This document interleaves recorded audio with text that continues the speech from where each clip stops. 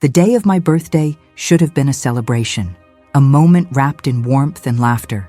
But even before the guests arrived, I felt a quiet unease that pressed against my chest, like a weight I could not name. The house was prepared with every detail that spoke of love and tradition. The table laid out with dishes that carried memories of countless family gatherings. I had polished the old glasses, the ones that once belonged to my mother, hoping they would catch the light and remind everyone of where we came from. I placed flowers in the center of the table, their fragrance filling the room like an invitation to joy.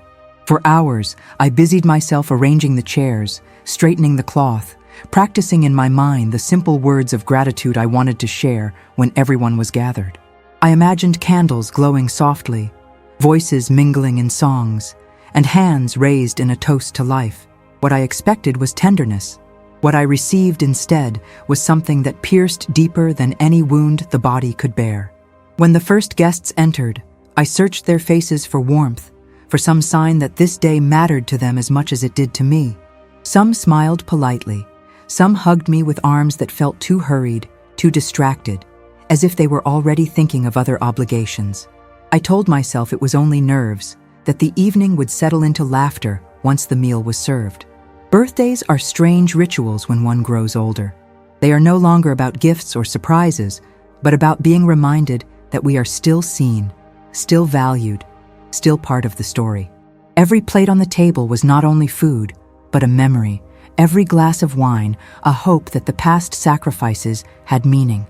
Yet behind my smile, there was already a small fear that those sacrifices had been forgotten. The room filled with voices, children running across the floor, cousins speaking over one another, the clatter of cutlery and the rise of laughter.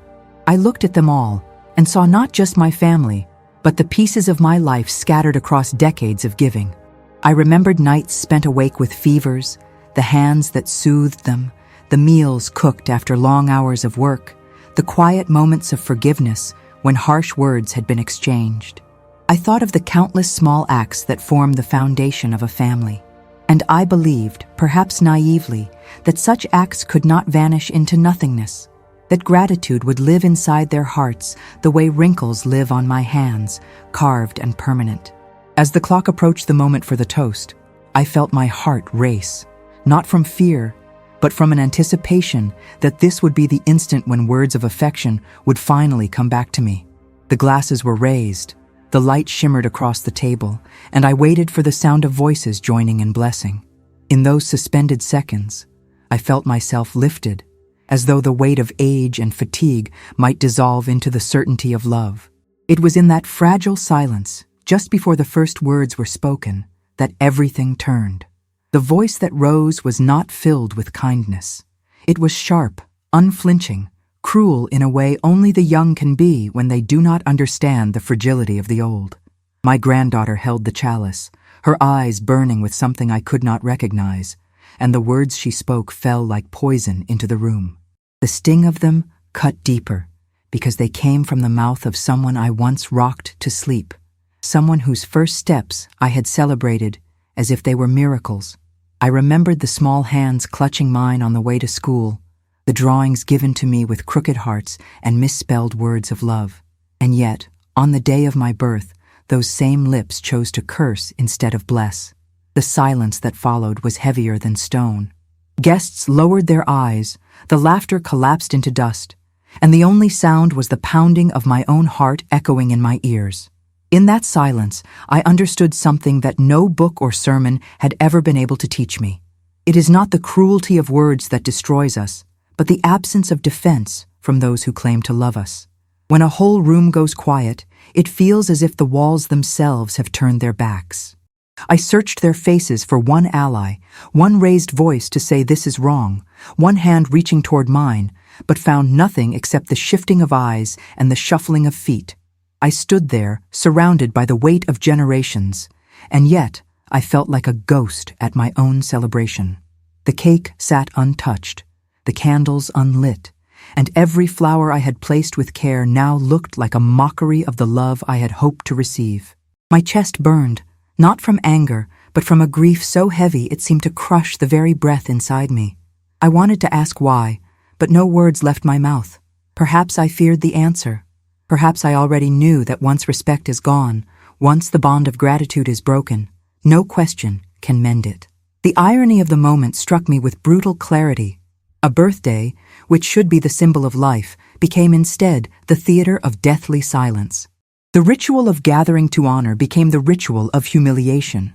I realized that for the old, celebrations are not simply about marking years, but about proving that those years mattered to someone else. When that recognition is denied, the passage of time feels like a cruel joke, a reminder that we have given everything only to stand empty-handed. And yet, even in the midst of that crushing silence, my mind drifted back to memories I could not erase. I remembered the nights of rocking her to sleep when storms rattled the windows, how she clung to me with the kind of trust only children can have. I remembered birthdays when I saved money I did not have to buy her the dress she wanted, birthdays when I baked cakes so she would not feel left out among her friends. To think that all those moments had led to this was almost unbearable. But that is the strange cruelty of life. We believe love given will guarantee love received. We forget that sometimes the more we give, the less others value what was sacrificed. The chalice lowered, the words lingered like smoke, and I remained standing, unable to collapse only because pride would not allow it. My heart was bleeding in a room filled with people who pretended not to notice, and as I looked at each face, I felt the raw edge of abandonment cut into me.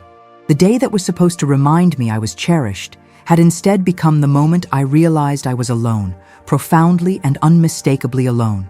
It is in such moments that the truth about family reveals itself, not in the smiles of photographs, but in the silences of betrayal. And once you hear that truth, you cannot return to ignorance. The room was still, the air heavy, and though the evening continued outwardly with food and chatter, within me something had ended. Something fragile and essential had shattered in that instant, and the sound of it would echo long after the guests had gone. I'd love to hear your thoughts on this story. Share your reflections in the comments below, and don't forget to subscribe so you never miss another heartfelt story. The silence that followed her words was not the kind of silence that brings peace. It was the heavy silence of judgment, of complicity, of a room full of people who knew something terrible had just happened and chose to look away. The sound of laughter had collapsed like glass shattering on the floor, and in its place came that suffocating stillness. I could hear the faint buzz of the lights above us, the scrape of a chair as someone shifted uncomfortably, the shallow breathing of people pretending not to notice what had been said. Every detail became sharper, amplified by the weight of that quiet. It was as if the world itself had paused, holding me in a cruel spotlight where no one dared step forward. I looked at their faces one by one, hoping to find courage reflected back at me. My eyes met those of an old friend sitting at the end of the table, but she quickly lowered her gaze, pretending to adjust her napkin. My sister stared at her plate, her fork trembling in her hand as if she might speak, but chose instead to remain still. Even my own children, the ones I carried in my arms through sickness and sacrifice, avoided my eyes, their expressions a mixture of shame and indifference. That silence told me more than any words could. It told me that in that moment, I was utterly alone. There is something deeply cruel about silence when injustice hangs in the air. It is not neutral. It does not protect the victim. It protects the one who inflicts harm. History itself is full of such silences. Families who knew what happened behind closed doors and chose not to intervene. Neighbors who heard the cries through the walls but closed their windows. Communities that allowed cruelty to flourish simply by lowering their eyes. And here I was, living my own small version of that same story, realizing that silence can cut deeper than any shouted insult. I thought about the times in my life when I had spoken up, even when my voice shook. Even when it cost me friendships or respect, I had defended others, believing that loyalty demanded action. I had raised my voice when someone weaker was being mocked. I had refused to let a child cry alone in the corner of a playground. Yet on the day when I needed someone to do the same for me, every mouth closed, every back stiffened, every eye turned away. That is the betrayal of silence. It whispers to the victim that they are not worth the effort of courage. The weight of it pressed down on me as the minutes stretched into an eternity. The clinking of a spoon against a glass as someone tried to restore normalcy only made the silence feel louder. No one dared to acknowledge what had just been spoken aloud. Instead, they filled the air with meaningless gestures, pouring drinks, unfolding napkins, adjusting chairs. The ritual of avoidance became the performance of the evening, and I was left with the cruel knowledge that not one of them was willing to risk discomfort for my dignity. Inside, I felt something break, not the sharp crack of anger, but the slow splitting of trust. It was the realization that the people I had built my life around, the people I had fed and clothed and loved without hesitation, could not even offer me the smallest defense when cruelty came crashing down. It was not the insult of one granddaughter that wounded me most. It was the silence of everyone else that buried the knife deeper. That silence became the real betrayal, and in its echo I heard a truth I had been too afraid to admit. We like to believe that families are safe havens, places where love overrides fear. But the truth is that families are also theaters of silence, places where secrets are kept and wrongs are ignored. We tell ourselves it is to keep the peace, but peace built on silence is nothing more than complicity. It corrodes trust slowly until all that is left is an empty shell of togetherness. That night I understood this in a way I never had before. The silence did not end quickly. It stretched into the meal, into the cutting of the cake, into the polite goodbyes at the door. Every hug felt colder, every smile more forced, as though they were all trying to pretend the words had not been spoken. But I remembered each glance, each lowered eye, each person who chose comfort over courage. And that memory carved itself into me with a permanence no celebration could erase. When I lay in bed that night, the silence followed me. It pressed against my chest, heavier than any blanket, louder than any storm. I thought of how many people go through their lives haunted not by the words spoken to them, but by the silence of those who did nothing. It is a silence that echoes in empty rooms, that follows you into dreams, that makes even the sound of your own breath feel like a reminder of abandonment. The cruelty of silence is that it asks nothing and yet takes everything. It demands no effort from those who choose it, but it leaves the one who suffers carrying the unbearable weight alone. That night, I finally understood why silence is remembered longer than words. Words can be explained away, excused, even forgotten. Silence cannot. Silence lingers. It haunts. It brands itself into memory. And as I drifted in and out of restless sleep, I realized that silence does not only hurt in the moment. It shapes the way we see ourselves. It alters the way we trust. It changes the way we step into every future room. Once silence has betrayed you, you never walk into a gathering without wondering if it will happen again. That was the gift my family left me on my birthday. Not love, not warmth, not even honesty. They gave me the lasting memory of silence, and its echo continues long after the candles have burned out. If this story resonated with you, leave a comment with your own experiences or feelings, and make sure to subscribe to the channel for more stories that touch the heart. Her voice should have been the soft reminder of innocence, the echo of a younger generation carrying forward the warmth of the past. Instead, it struck me like a blade. To hear cruelty from the lips of my granddaughter was to witness the collapse of everything I believed about love, family, and continuity. It was not just the insult itself, but the shock of its source. This was not a stranger, not someone hardened by bitterness or jealousy. This was the child I had once held in my arms while she slept, the little girl who once drew pictures of us with crayons, placing my smiling face beside hers as though we were inseparable. To hear venom come from her mouth was to feel time itself betray me. When children are small, they carry within them an aura of purity that makes us believe they are incapable of true cruelty. We forgive their tantrums, their sharp words, because we know they lack the malice of adults. But the moment my granddaughter raised that chalice and cursed me, I realized innocence does not last forever. There comes a time when the world infects them with arrogance, when the values we fought to pass down are rejected, when gratitude becomes a forgotten language. That was the night when her transformation stood in front of me like a mirror, showing not her face, but the face of a generation that no longer recognizes the worth of the old. The words replayed in my mind with each second that passed. I asked myself where they had come from. Was it resentment I had never noticed? Was it the influence of others whispering that my presence was a burden? Or was it simply the recklessness of youth, a cruel joke spoken without awareness of its weight? In that moment, though, none of those explanations mattered. What mattered was that she had become the embodiment of ingratitude, the proof that the threads I believed were unbreakable between us had been cut. It is strange how the human heart works. The insult of a stranger would have bruised me, but not destroyed me. Yet the same words from her pierced deeper than any wound I had ever endured. That is the power of intimacy. When someone you love turns cruel, the pain multiplies 100-fold because love is what gives words their sharpest edges. I remembered her laughter when she was a child, the way she once clung to my hand at the park, the way she called me her safe place. Those memories collided violently with the reality before me, and the dissonance nearly broke me in half. I thought of the stories I used to tell her about respect, about the old traditions where grandparents were seen as the foundation of the household. In many cultures, elders were once the keepers of wisdom, the ones whose voices carried the final word in family matters. Their presence was considered a blessing, their years a crown of honor.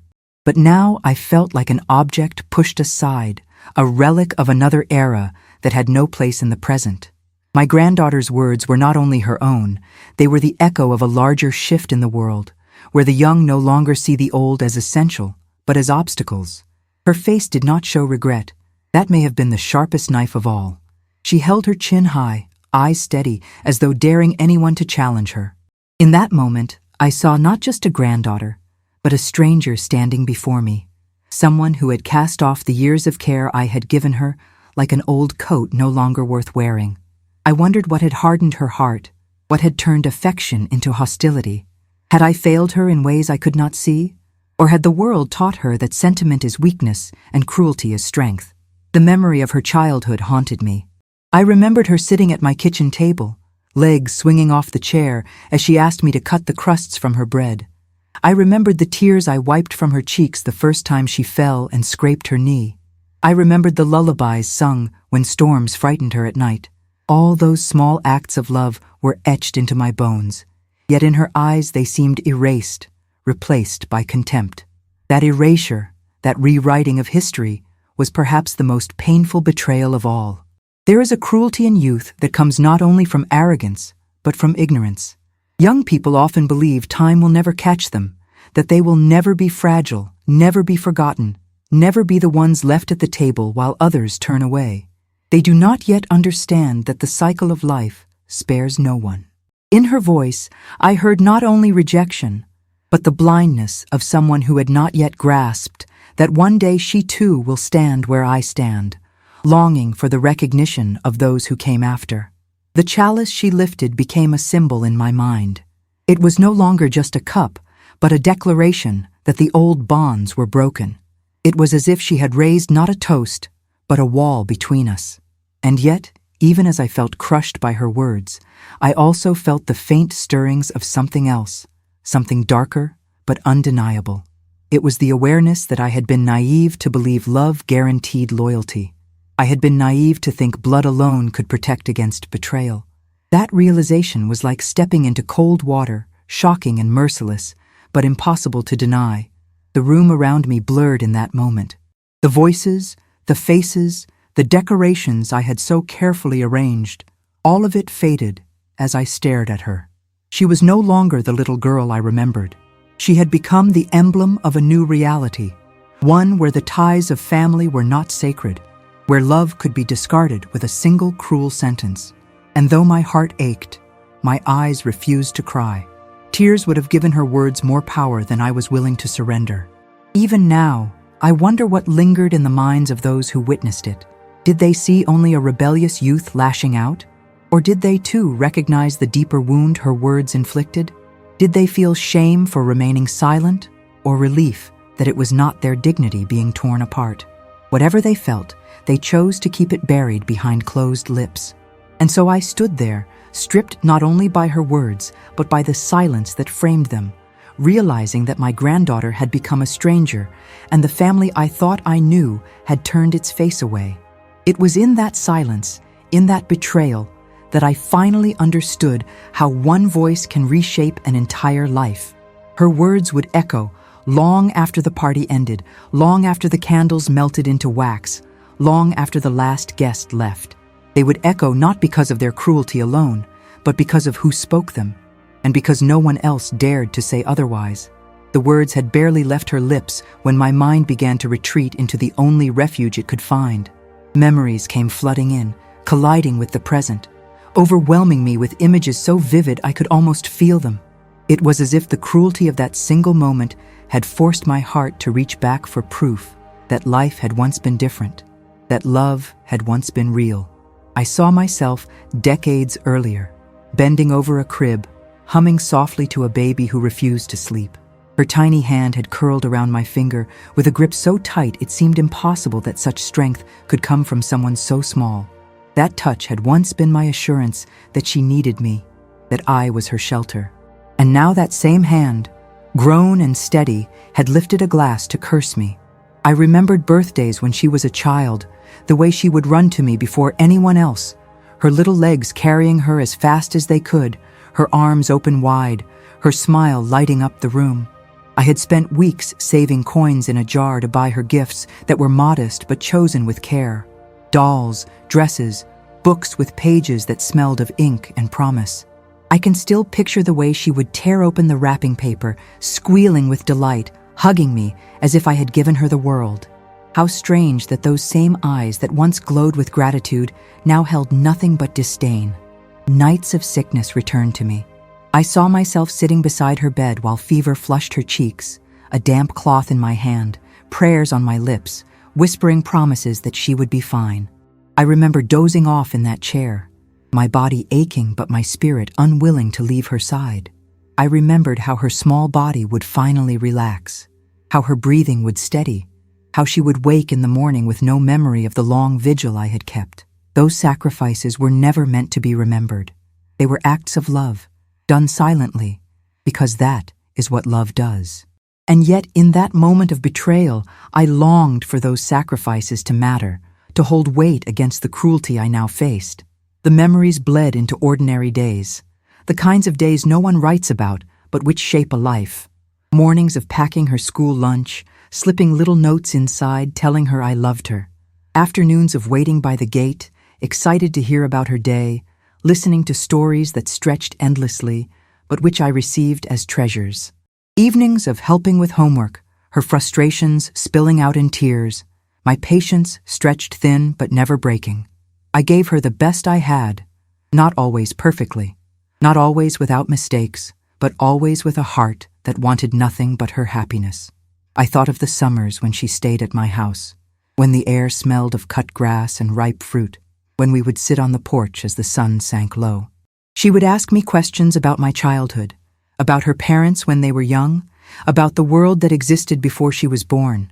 I shared stories, not because I thought she would remember them all, but because I wanted her to feel rooted, to know she belonged to something larger than herself. I wanted her to carry the memory of family as a compass. But what compass leads someone to raise a chalice and curse the one who once carried them? The cruelest part of memory is its ability to contrast so sharply with the present. Each image of her childhood was a soft light, and each one collided with the harsh reality of her voice that night. I could not stop the comparisons. The girl who once begged me to braid her hair before school was now the young woman who looked at me as though I were an obstacle to be removed.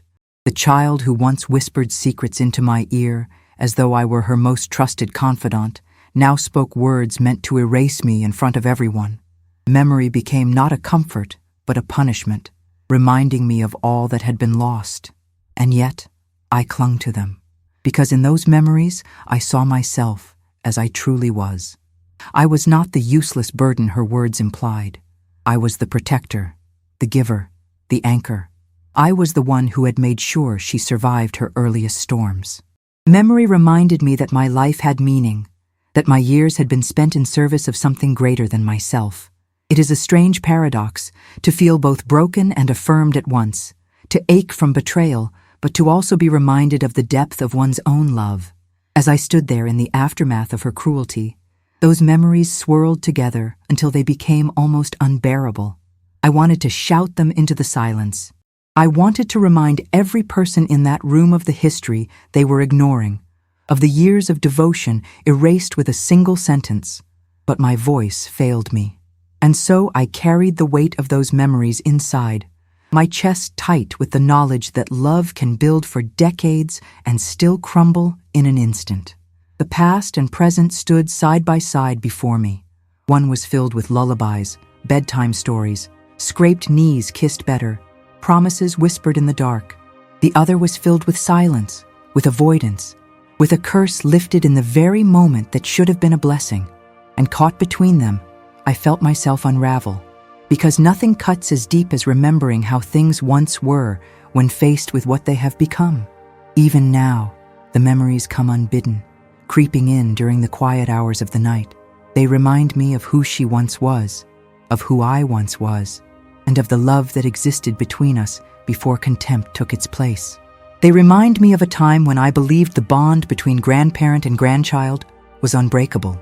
They remind me that I had been wrong, and in that reminder lies the deepest wound of all.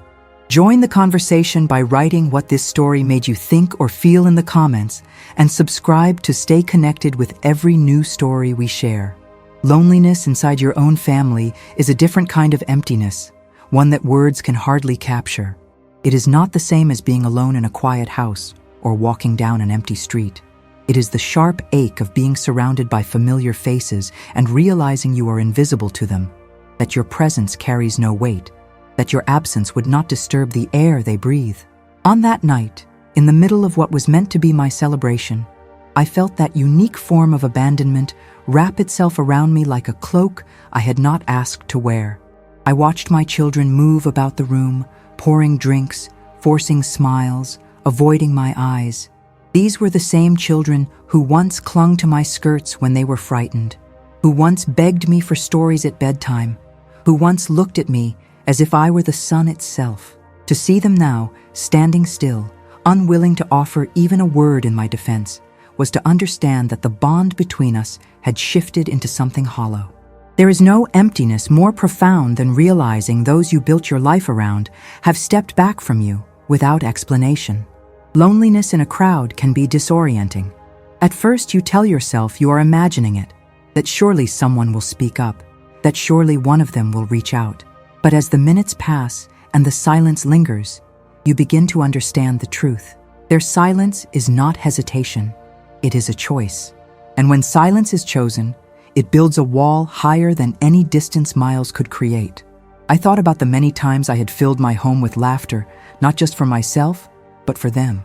Holidays when the table groaned under the weight of dishes, when I stayed up until dawn, cooking and cleaning so they could walk in and find warmth waiting for them. Weddings, christenings, small victories celebrated with food and music. My house had always been the gathering place, the anchor, the heart. Yet in that moment, I realized that while I had been the center of their celebrations, I was never truly seen. I was the labor, the background, the stage on which they acted their lives. But I was not the one they protected when the play turned cruel. It is a strange irony to feel most abandoned when you are most surrounded. I remember looking at the faces of cousins, nieces, nephews, all of them shifting uncomfortably in their seats, pretending to be fascinated by their glasses or by the pattern of the tablecloth.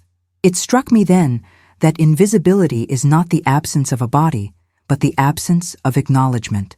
They saw me, but they refused to see my pain. And that refusal left me lonelier than I had ever been in an empty room. I began to question myself in that silence. Had I expected too much? Was it selfish to hope for gratitude? To crave respect? But then I remembered the sacrifices that had defined my life. Sacrifices made not for recognition, but for love. Nights without sleep so my children could rest. Years of labor so they could study. Countless moments where I swallowed my pride to keep peace in the family. Those were not demands. They were gifts. Yet even gifts, when unacknowledged, can turn heavy in the heart of the giver. The loneliness I felt was not just personal. It was generational. I thought of how families once lived, with elders at the center, their voices guiding decisions, their presence honored as a blessing. In many traditions, the eldest was never left alone, never silenced, never humiliated. They were considered living archives, keepers of memory and wisdom.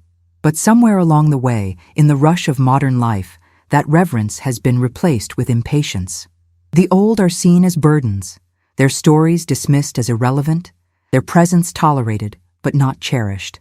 And in that dining room, I became the symbol of that shift, not celebrated as the root of the family tree, but treated as a withering branch.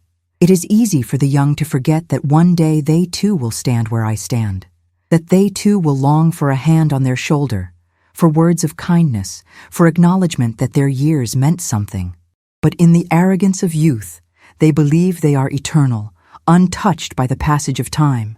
They forget that every breath carries them closer to the very place they now ignore. This thought settled heavily in me as I looked at my granddaughter's face, so sure of herself, so certain she had the right to wound me. She did not know she was only wounding her future self. The room bustled on the surface, but I felt frozen in time. The clatter of forks, the faint music playing from the corner, the shifting of chairs, all of it seemed far away. Inside me was a silence louder than the noise around me. That silence was the sound of recognition, the moment when you realize you are a guest in the very family you created. I was no longer the heart, no longer the anchor. I had become an afterthought, a presence tolerated out of obligation, not cherished out of love. Even in that loneliness, I clung to fragments of hope. Perhaps one of them would find the courage later to whisper an apology, to touch my hand and remind me I still mattered. But no such gesture came. The night ended as it had unfolded, with me surrounded yet alone, present yet erased. And as I closed the door behind the last guest, I understood that loneliness within a family does not begin when they leave your house. It begins when they are still sitting at your table and you realize you are invisible to them. That night left me with the kind of silence that does not fade. It follows you. It colors your thoughts. It sharpens your awareness of every slight and every absence. I lay awake, replaying not only the cruel words, but the faces that looked away, the voices that stayed silent, the children who did not rise to shield me. Loneliness in a family is not about being forgotten in the future. It is about being forgotten while you are still there, breathing, giving, waiting. And that realization has a weight that no one can carry without being changed forever. Public humiliation leaves scars that are different from private wounds. When pain is inflicted in silence, behind closed doors, at least there is a possibility of healing without an audience. But when it happens in front of many eyes, when your dignity is stripped away with witnesses all around you, it carves into the soul with a cruelty that does not fade. On my birthday, as the chalice was lifted and the curse spilled into the room, I realized that I was not just facing my granddaughter's words. I was facing the unbearable weight of being shamed publicly before the very people who should have been my shield. It is one thing to be insulted in a whisper, where only two people bear the memory of it. It is another to hear your destruction declared in front of a room full of people who stand still, who hear every word, who see every tremor of your face, and who choose silence instead of defense. That is the peculiar cruelty of public humiliation. It is not only the insult itself, but the presence of an audience that makes the pain multiply. The audience does not just watch, it validates. Their silence, their stillness, confirms the attack as something allowed, something permissible. And so the words do not just come from one mouth. They echo in the quiet agreement of everyone present.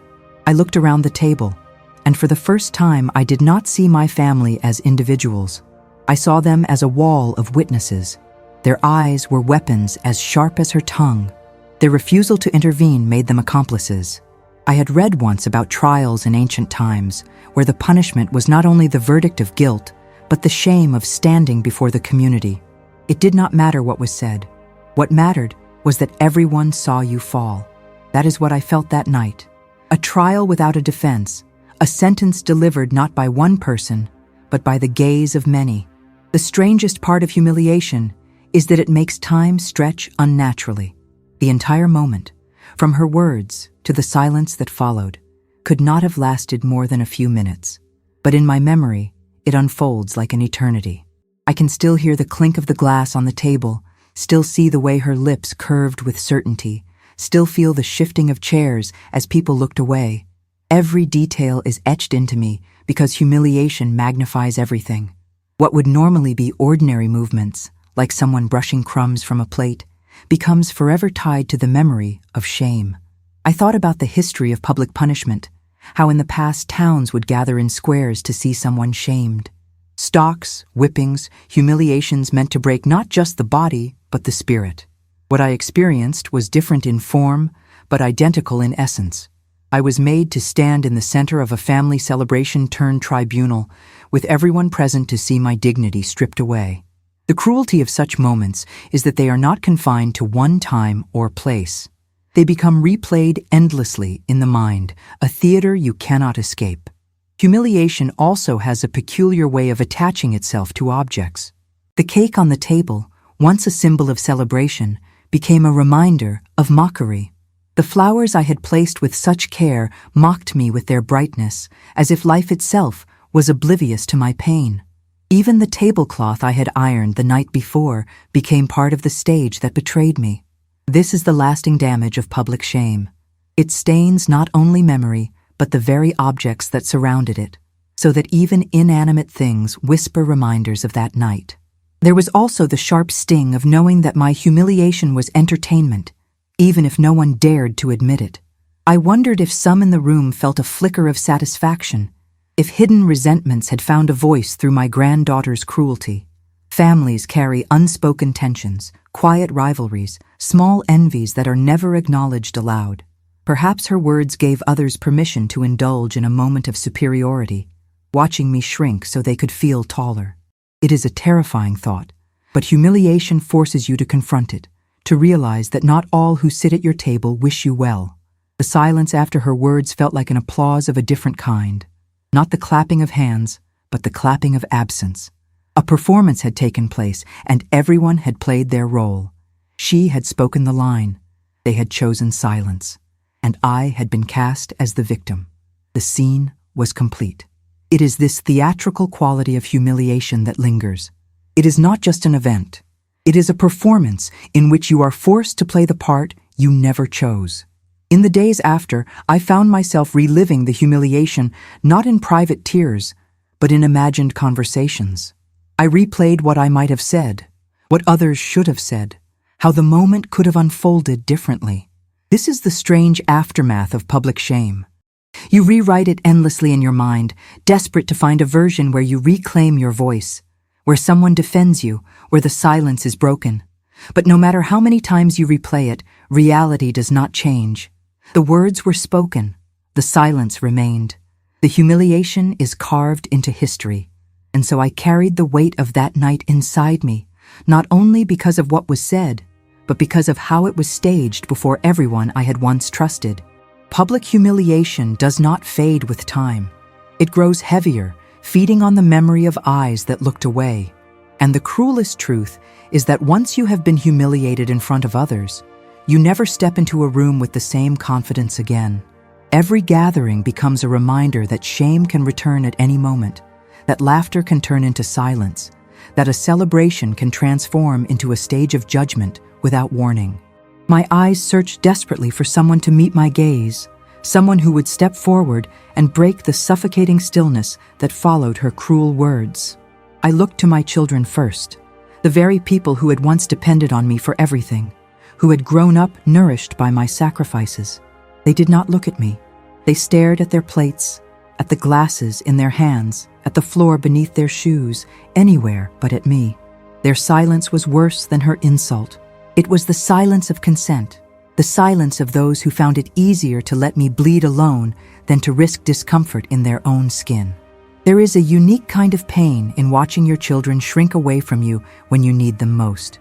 I thought back to their childhoods, when even the smallest scratch on their knee sent them running into my arms, trusting me to protect them, to stand up for them. And now, when my soul had been slashed open in front of everyone, They sat like statues, unwilling to offer me the same protection I had once given them without hesitation. A parent's instinct is always to shield, to step forward even when afraid. That instinct should have passed to them, but instead they buried it under their fear of confrontation. I saw it in their eyes, the calculation happening silently inside them. If they defended me, they would risk conflict with her, risk disrupting the fragile fabric of the evening, risk becoming the target of ridicule themselves. So they chose the easier path, silence, a path that preserved their comfort but cost me my dignity. It is a choice many people make in families, the choice to keep peace outwardly while letting wounds fester inwardly. But peace built on cowardice is no peace at all. It is betrayal disguised as harmony. Even beyond my children, I looked at brothers, sisters, cousins. Surely one of them, someone who had grown up with me, who knew my worth, would rise to say something. But their faces told the same story. Some shifted uncomfortably in their seats. Others pretended to take long sips of wine. A few looked as though they might speak, but swallowed their words before they could escape. I could almost hear their thoughts. Do not get involved. Do not take sides. Let it pass. But humiliation cannot pass when it is allowed to stand unchallenged. By saying nothing, they placed me on trial and left me guilty without defense. This moment reminded me of countless stories I had heard over the years. Stories of people abandoned by silence when they most needed a voice. History is filled with such moments. Entire injustices have thrived not because of the cruelty of the few, but because of the silence of the many. Families, too, are built on these smaller betrayals, where silence becomes the easier answer than courage. I became part of that long history that night, not in books or newspapers, but in the private tragedy of my own dining room. I wanted to ask them directly, did you not see me? Did you not hear what was said? Did you not remember everything I have carried for you, all the years I gave, all the sacrifices I made? But the words never left my lips. They would have sounded like begging, and dignity once stolen cannot be begged back. Instead, I sat there with my questions burning inside me, unanswered, because the truth was already clear. They had chosen their silence, and in doing so, they had chosen against me. It is often said that betrayal by strangers wounds less because nothing is expected from them. Betrayal by family is the sharpest knife because it cuts through the fabric of trust that took a lifetime to weave. I never expected strangers to defend me, but I had believed my children, my siblings, my blood, would never let me stand alone. That belief crumbled before my eyes as they lowered their heads and let me carry the weight of the insult alone. Even the smallest gesture would have been enough. A single word of comfort, a hand reaching across the table to hold mine, a glance of solidarity that told me I was not abandoned. But none of it came. Instead, I watched them retreat into their own fear, each person protecting themselves from discomfort while I was left unprotected in front of everyone. That kind of abandonment does not end with the evening. It lodges itself in your heart, replaying again and again, reminding you that when the moment came, no one chose you. As the dinner dragged on, the conversations resumed awkwardly, but their voices sounded hollow, artificial, stripped of warmth. Every laugh was strained, every toast forced. They were desperate to move forward, to bury what had just happened under the rituals of celebration. But I could not move forward. I was still frozen in that moment of abandonment, still staring at the people who had chosen silence over love. And in their attempt to act normal, their betrayal became even more obvious. When the night ended and the guests left, I stood by the door, hugging them one by one, the way hosts always do. Their arms felt lighter than feathers, their smiles stretched and empty. Not one apology, not one whispered word of regret. They left me with polite goodbyes, as if the night had been ordinary, as if nothing had happened. I closed the door behind them and felt the full weight of the silence they had chosen. It was heavier than the insult itself, heavier than the humiliation, heavier than the loneliness. Because betrayal by silence is not a single moment. It is a truth that follows you, reminding you that when you needed love, love was not given. In the days that followed, I could not shake the memory of their stillness. Silence has a sound, and it is louder than words. It is the sound of people turning away, the sound of abandonment dressed as neutrality. And that sound echoes endlessly, louder than the cruelest insult ever could.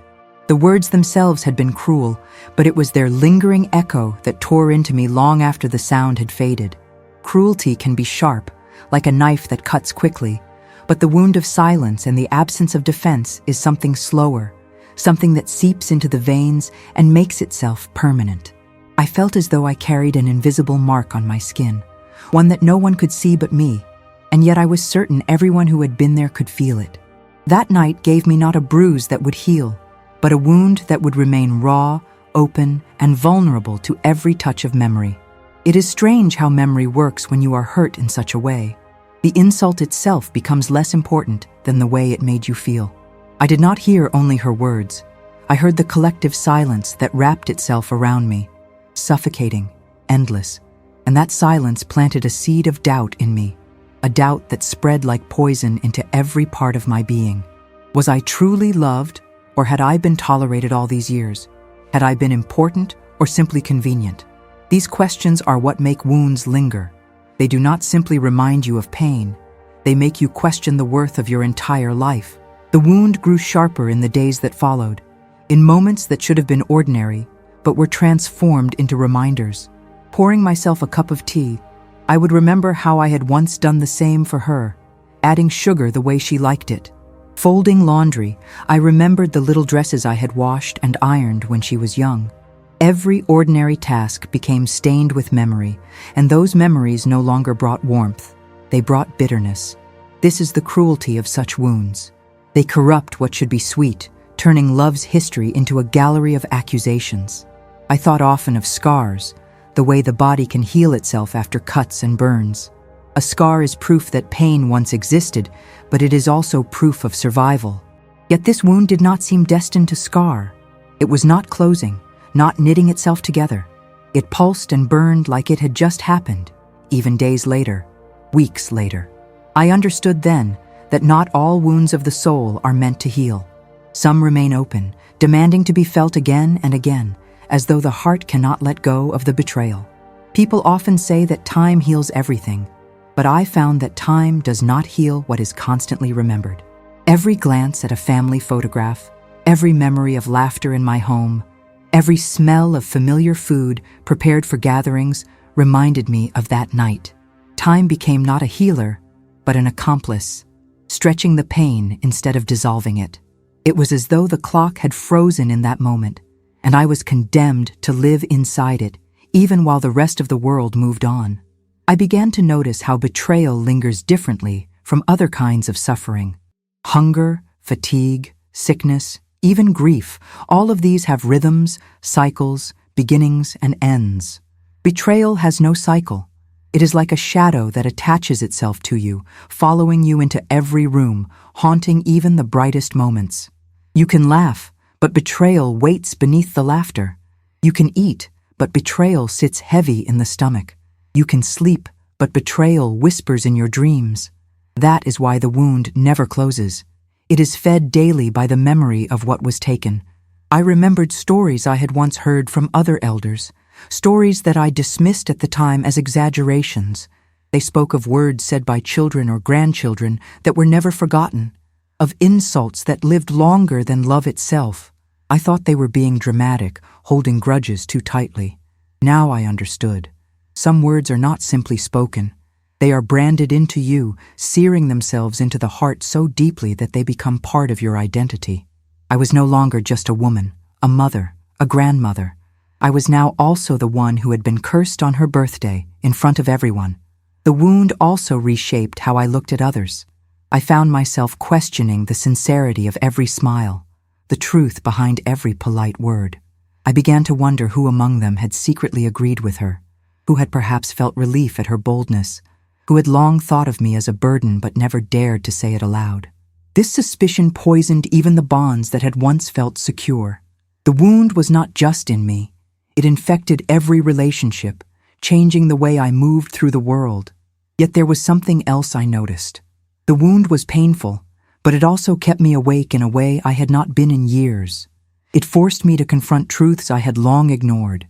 It made me see that not all love is safe, that family does not always mean loyalty, that years of sacrifice do not guarantee respect. Pain has a way of clarifying things that comfort never does.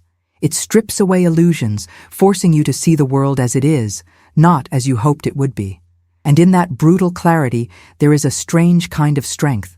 But strength does not erase pain. The wound remained, pulsing inside me like a heartbeat of its own. I felt it in the mornings when I rose to face the day. I felt it at night when I lay in the dark, my mind replaying every detail.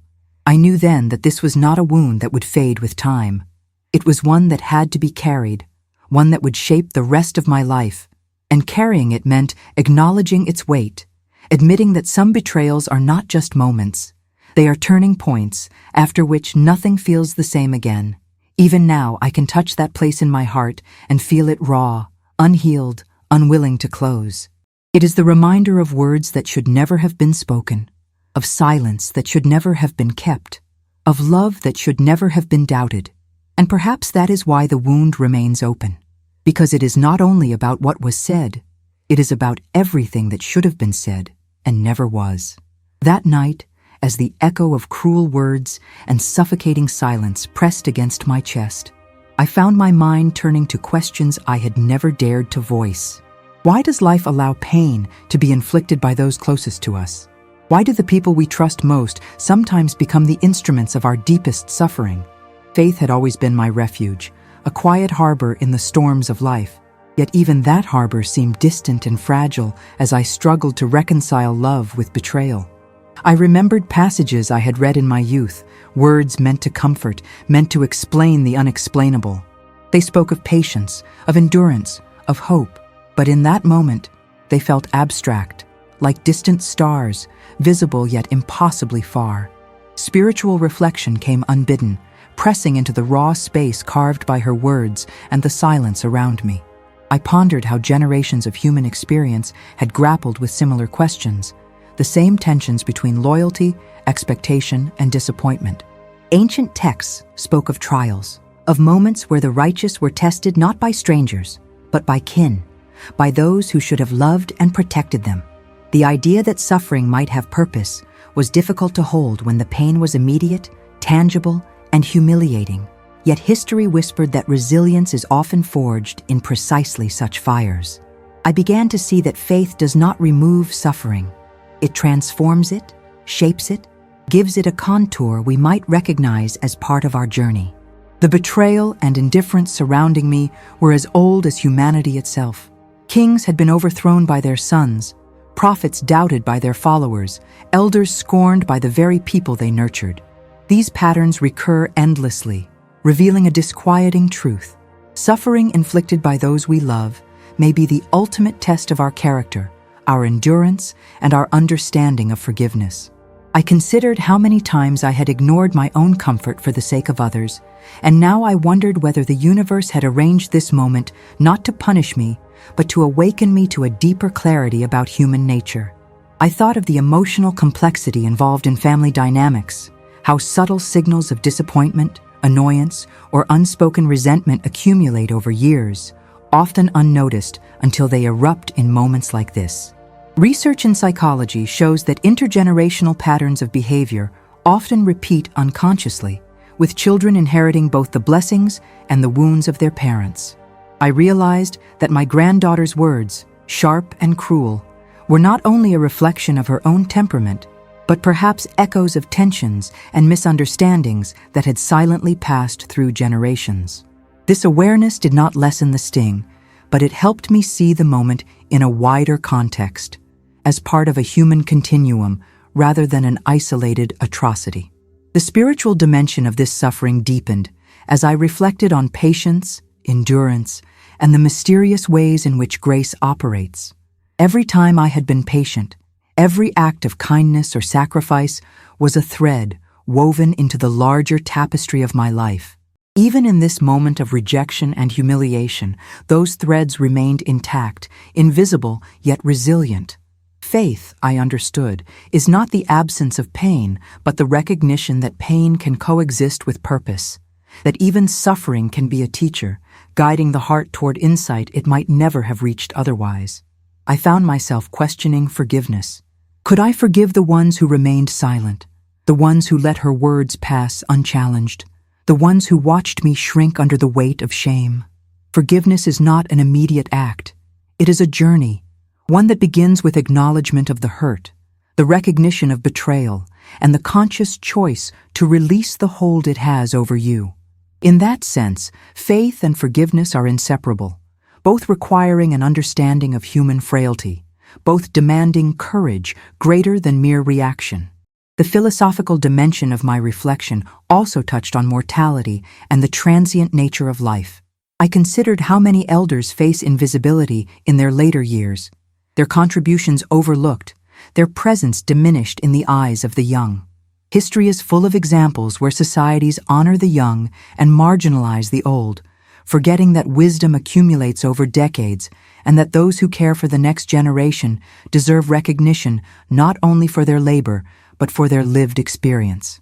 I saw that my hurt was also a mirror of a broader human tendency to undervalue those who give quietly and consistently, whose sacrifices often go uncelebrated. I recalled lessons from literature, from the stories I loved as a child. Heroes are rarely defined by unbroken triumph, but by the grace with which they endure betrayal, by the strength they find in moments when the world has turned against them. These stories offered an unexpected balm, reminding me that dignity is preserved not in others' validation, but in the integrity of one's own heart. Even when the audience fails to acknowledge our worth, the soul remains capable of recognizing its own value. Yet the emotional complexity remained. Spiritual insight did not erase the sting. The sharpness of her words, the indifference of those around me, created layers of pain that were not easily disentangled. I realized that these layers, while painful, could serve a deeper function. They could illuminate patterns of dependence and expectation, revealing who truly cares and who merely tolerates our presence. This awareness, though difficult to bear, offered a new form of clarity, one that did not depend on apologies or restitution from others. The night stretched into hours of reflection, of revisiting conversations and gestures, of measuring the distance between expectation and reality. I considered the paradoxical nature of family, where love and hurt often coexist in the same space, where trust can be both strengthened and shattered by the same people. Ancient philosophies teach that human relationships are complex and multifaceted, that suffering is often entwined with growth, and that endurance in the face of betrayal shapes character more profoundly than comfort ever could. In the stillness of that night, as I traced the contours of my own emotional landscape, I began to understand the depth of what had occurred. Faith does not shield us from cruelty, nor does it prevent others from turning away when we need them most. What it offers is perspective, the capacity to see suffering not only as pain, but as a prism through which truth, resilience, and compassion can shine. It is in that understanding, however fragile and incomplete, that I began to reclaim a sense of agency over the wound, a recognition that even in betrayal, even in indifference, the soul can endure, reflect, and emerge with a new awareness of its own strength and purpose. From the outside, my family had always looked perfect. Photos showed smiles, hugs, gatherings where everything seemed harmonious, joyful, carefully curated to project warmth and unity. Social media posts highlighted vacations, celebrations, birthdays, and anniversaries with captions full of affection. To anyone who saw these moments, we were the ideal family, an image of stability, love, and respect. But the reality behind closed doors was far different. That night, as her words hung in the air and the silence of others weighed upon me, the illusion shattered completely. The perfect image was only a mask, a fragile facade hiding a deeper, darker truth. Family has a peculiar duality. On the surface, rituals and appearances create cohesion. Photographs, smiles, polite conversations. They are the veneer that convinces outsiders that everything is well. But beneath that veneer lies a complex web of unspoken emotions, unaddressed grievances, and subtle tensions. Anthropologists have long noted that families, like all social units, maintain both visible and invisible structures. The visible is what is performed for the world, while the invisible governs the real interactions, the true hierarchies, and the unspoken power dynamics. That night revealed the invisible structures in my family, and the revelation was devastating. I remembered countless occasions where appearances had mattered more than authenticity. Family dinners where politeness overrode honesty, holidays where laughter covered resentment, small gestures exchanged for social approval rather than genuine affection. These patterns had been repeated over decades, quietly conditioning us to prioritize the mask over the truth. I had believed in the authenticity of our connections, but the mask had become so strong that even those closest to me chose it over integrity when I needed them most. The difference between appearance and reality can be subtle at first.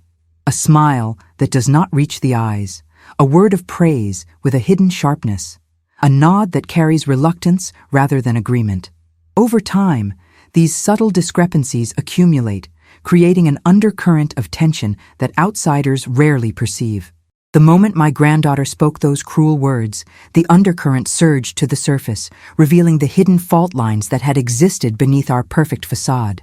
It was as if the entire history of quiet compromises, unnoticed resentments, and unspoken grudges had crystallized in that instant, and I was forced to confront it all at once. In psychology, this phenomenon is often referred to as cognitive dissonance, where the expectation of harmony clashes with the reality of conflict. We invest emotionally in an image of connection, and when it is contradicted, the impact can be jarring.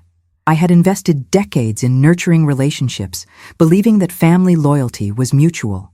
That night, the dissonance became undeniable. Every smile I had accepted at face value, every hug I had treasured, suddenly felt tainted by pretense. The facade that had once offered comfort now amplified the betrayal. The contrast between public image and private reality also affects how memories are encoded in our minds.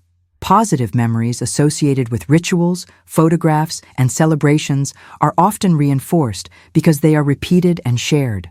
But when reality intrudes with a shocking moment of cruelty, it can retroactively alter our perception of past events. That is what happened to me.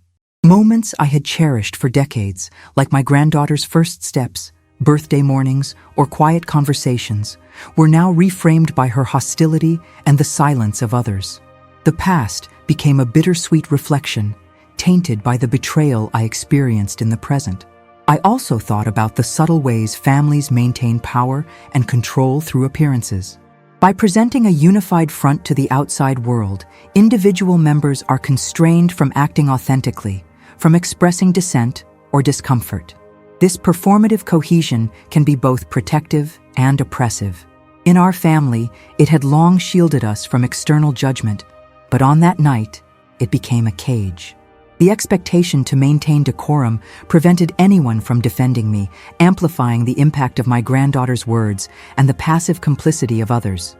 Historically, societies have placed immense value on appearances, sometimes over substance.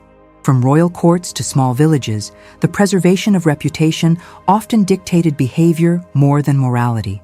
Within families, the same dynamics exist, where the desire to appear harmonious can override empathy and justice. That night, the echoes of these patterns were unmistakable.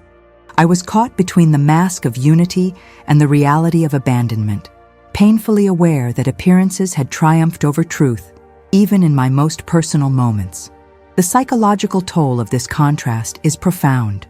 When the world sees one thing, and reality tells another story, individuals often experience confusion, self-doubt, and a sense of dislocation. I questioned my perceptions, wondering if I had misread the intentions of those around me, if I had been naive in believing that love and loyalty were inherent. But the clarity of their silence, combined with the audacity of her words, confirmed that my understanding had been accurate. The facade was real, and it was cruel. Even after the guests had left, and the candles burned down to their stubs, I was haunted by the duality of our family's existence.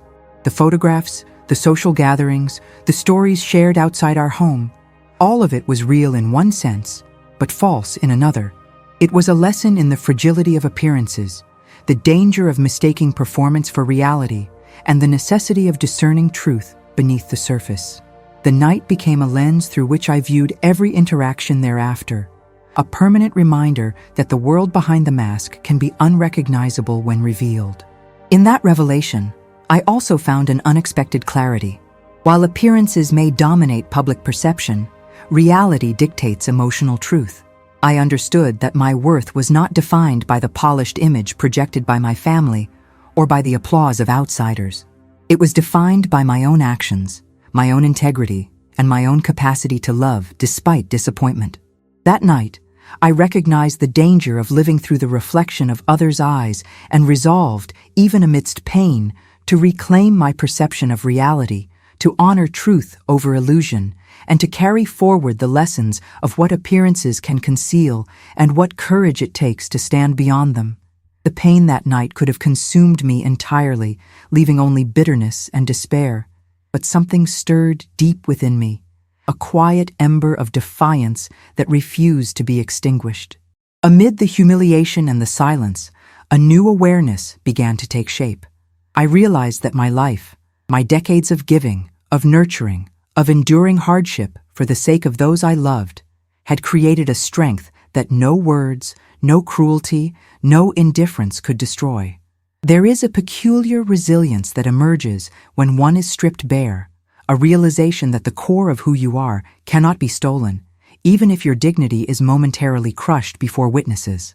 For years, I had measured my worth by the care I provided, the sacrifices I made, the love I poured into the people around me. That evening, it seemed that all of it had gone unrecognized. Yet within that apparent loss, I discovered a hidden truth. Strength is not always the loud assertion of power, but often the quiet endurance of hardship. It is the choice to remain upright when all else encourages surrender. The night revealed that while cruelty could wound, it could not redefine the substance of my life, nor could it erase the core of my character. I remembered the countless challenges I had faced before. The nights of illness, the moments of despair, the times when my efforts were ignored or dismissed. Each struggle had been a silent test of resolve, and each time I had emerged stronger, tempered by experience, capable of enduring more than I had imagined. The pattern of life had trained me to survive adversity, to find courage not in the absence of pain, but in the very presence of it. That understanding now crystallized in the harsh light of betrayal. My granddaughter's words and the silence of others became another layer of trial, and I recognized that trials do not break us unless we allow them to define us. There is a profound difference between enduring hardship for survival and transforming it into strength. I could feel that distinction in every fiber of my being. Pain and humiliation were no longer merely wounds to my ego. They became mirrors reflecting my capacity to rise, to assert my dignity quietly, to reclaim a sense of self that was never truly theirs to take. History is filled with such stories of endurance, of individuals who faced the scorn of society, the betrayal of those they trusted, and yet refused to yield. These narratives, from leaders to ordinary people, reveal that the human spirit is more resilient than cruelty anticipates, and often stronger than comfort allows it to be. I began to see that courage is cultivated in moments of exposure, when the world watches and expects submission. It is forged in the awareness that no one may intervene, that you may stand alone, and that your integrity must be your shield. In that room, as I felt the weight of her words and the absence of support from my family, I discovered that true courage is not performative. It does not require applause or acknowledgement. It is the inner decision to honor oneself, even when others fail to honor you. This realization did not erase the sting. The hurt, the humiliation, and the grief were still very real, lingering like shadows across the floor of my mind. But I began to understand them as fuel rather than poison. Each pang of betrayal became a reminder of the life I had lived, the love I had given, and the resilience I had cultivated. Pain, when recognized and embraced rather than suppressed, becomes a teacher, revealing depths of character previously unnoticed. The evening's events were cruel, but they illuminated a fundamental truth. that even in the absence of validation, the heart can affirm its own worth. I reflected on the quiet moments of victory throughout my life, often unnoticed by others, sometimes dismissed as ordinary or inconsequential.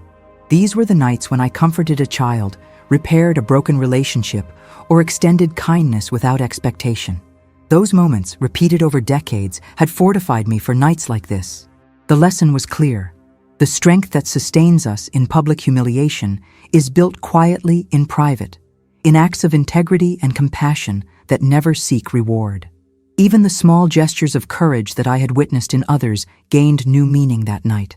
I recalled stories of elders standing up for themselves when belittled, of parents who had asserted their dignity despite scorn, of ordinary individuals whose quiet strength reshaped the lives around them. Their examples were no longer abstract lessons, they were guides for navigating the treacherous waters of betrayal. Courage, I realized, is contagious, not because it seeks recognition, but because it demonstrates possibility. If one can survive this, one can endure anything. There is also a subtle power in reclaiming the narrative of your own life. By refusing to let their cruelty define me, by acknowledging my strength in the face of it, I shifted the center of gravity inward. The power of my granddaughter's words and the passivity of my family became neutralized, not because they had lost their sting entirely, but because I refused to surrender to them. To reclaim your dignity is not an act of defiance toward others. It is a quiet affirmation that your life, your actions, and your heart are beyond their control. In the hours that followed, I discovered that this newfound strength altered my perception of every interaction, every memory, every relationship. Betrayal and neglect could no longer shape the totality of my experience. The night had exposed the fragility of appearances, the inconsistency of human behavior, and the capacity for cruelty even among those we love. But it had also revealed that resilience is neither accidental nor granted by others. It is claimed, nurtured, and recognized within oneself. The ember that had first stirred within me now glowed steadily, a quiet but undeniable force. I understood that life would continue to test me, that disappointments would arise, and that pain would return in other forms. But the seed planted by that night was unshakable. It was the knowledge that strength is not dependent on approval, that dignity does not require witnesses, and that the courage to rise above betrayal is a force that can never be taken from you. As I reflected on the events and the lessons hidden within them, I realized that endurance and strength are not born of comfort, but of challenge, not of applause, but of perseverance, not of ease, but of adversity. The humiliation, the betrayal, the silence, they had all been catalysts, revealing a resilience that had always been present, quietly forged in decades of love, care, and lived experience. And in that recognition, I felt the stirrings of a profound reclamation, the first real sense that no matter the cruelty faced, the human spirit retains the power to endure, to affirm itself, and to emerge stronger than before. And so, after all the echoes of betrayal, the weight of silence, and the sting of cruel words had pressed upon me, I began to understand a truth that life insists we learn, that even in the deepest wounds, in the moments of profound abandonment, there exists a space for reflection, for clarity, and for growth. It is easy to dwell on the pain, to let bitterness settle into the corners of the heart, but resilience is cultivated in the deliberate act of choosing perspective over despair. I realized that my life, the love I have given, and the sacrifices I have made cannot be erased by a single night, a single insult, or the indifference of others. These are the threads that bind me to my own dignity, threads that are unbreakable, no matter how loudly the world may try to shout otherwise. As the night faded into memory, I reflected on the fragile nature of human relationships, the ways in which appearances can deceive, and the silent truths that dwell beneath even the most polished facades. Families, like entire societies, often wear masks, choosing civility over courage, politeness over empathy. But true connection is measured not in smiles or celebrations, but in authenticity, in the willingness to acknowledge and protect one another even when it is difficult. And though I had been left unprotected, I recognized that the failure of others did not define my value. My worth, my love, my integrity, they remained intact, forged by decades of devotion that no one else could diminish. I thought about the lessons that pain has to offer, the clarity that only comes when the illusion of safety is stripped away. I understood that every cruel word, every silent gaze, and every act of indifference carries a message, not of our defeat, but of the opportunity to rise. It teaches us to recognize who truly stands with us, to appreciate the small acts of kindness that we once took for granted, and to claim the courage to love, forgive, and endure, in spite of the disappointments life will inevitably bring. Even the bitterest memories can serve as guides, illuminating the values we wish to carry forward, shaping us into individuals of deeper compassion, patience, and resilience. In that quiet understanding, I began to see a new path forward. A path where my joy could exist independent of the validation of others, where my celebrations were no longer contingent upon recognition, and where love could continue to flow freely without expectation of reciprocation. I realized that I could continue to give, continue to care, and continue to honor those I cherish, not for reward or acknowledgement, but because this is the essence of a life well lived. True strength, I discovered, is not merely surviving cruelty. It is choosing to remain generous, open-hearted, and faithful to our principles even when the world tests them. The memory of the birthday, with all its pain and exposure, became not just a scar, but a mirror, reflecting the depth of my endurance and the capacity of my spirit to rise above adversity. In that reflection, I found both sorrow and triumph intertwined. Sorrow for the moments of rejection and the realization of human frailty, and triumph for the unwavering resilience that had carried me through decades of life, for the love that persisted despite neglect, for the wisdom gained from living fully, authentically, and courageously. It is in embracing both sorrow and triumph that we discover the fullness of our humanity, the capacity to endure, and the ability to transform pain into insight. I thought of the generations to come and how stories like mine, filled with both suffering and resilience, serve as a compass. We leave behind examples not only of hardship, but of perseverance, of the grace that comes from choosing integrity over resentment, love over bitterness. The lessons I have learned are not mine alone. They are for anyone who will listen, anyone who faces disappointment, betrayal, or the silent cruelty of those they love. In sharing my journey, I hope to illuminate the strength that already exists within every heart, waiting to be recognized, claimed, and nurtured. To all who hear this story, I offer gratitude for your attention, for your willingness to witness not only the pain but the endurance that follows, and for allowing these words to become part of your own reflections on love, family, and resilience. May you recognize in your own lives the moments when courage is required, the times when endurance becomes strength, and the importance of valuing those who are present and steadfast. Let this be a reminder that our lives are defined not solely by the cruelty we face, but by the grace, patience, and integrity with which we meet it. And as you carry these reflections forward, I invite you to continue this journey with me.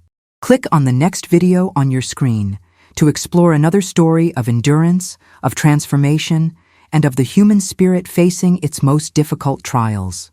Thank you for listening, for witnessing, and for allowing this story to touch your own heart.